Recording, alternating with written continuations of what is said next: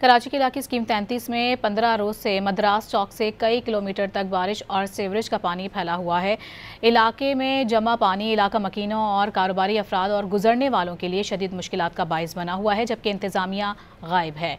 इस वक्त क्या सूरत हाल है इलाके की, वहाँ पर मौजूद हैं डॉन न्यूज़ के नुमाइंदे आसिम खान, उनसे जानेंगे। आसिम, बताएगा क्या सूरत हाल आप देख रहे हैं और लोगों को किस तरह की मुश्किलात का सामना है?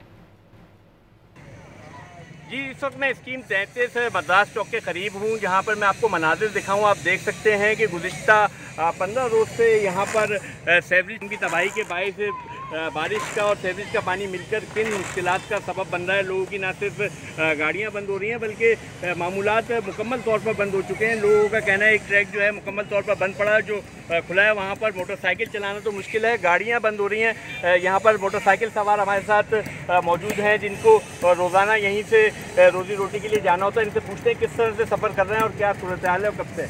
भाई पिछले 15 दिन से आपके सामने ही पानी ऐसा खड़ा हुआ है और बस इसी पानी में से गुजर के जाना पड़ता है, बाइकें बंद हो जाती हैं। ये आपने बात सुनी और यहाँ पर हर किसी को ये शिकायत है और वाकई जो सूरत हाल है, यहाँ से गाड़ियाँ गुजरना मुश्किल हो रहा है। फिर मोटरसाइकिल सवार जो मजबूर गुजर रहे हैं उनकी लाजमी जो है गाड़ी बंद हो रही है, फिर वो पानी में से निकाल कर उसको ठीक कर जा रहे हैं। लेकिन यहाँ पर इंतज़ामिया हमें कहीं दूर दूर तक नज़र नहीं आ रही और यही मनाजिर काफ़ी दूर तक है। जो यहाँ पर निजी सोसाइटीज़ हैं उनके सूरत हाल भी इसी तरह की है और लोग बहुत ज़्यादा परेशान हैं, लेकिन इंतज़ामिया जो है मुकम्मल तौर पर गायब है।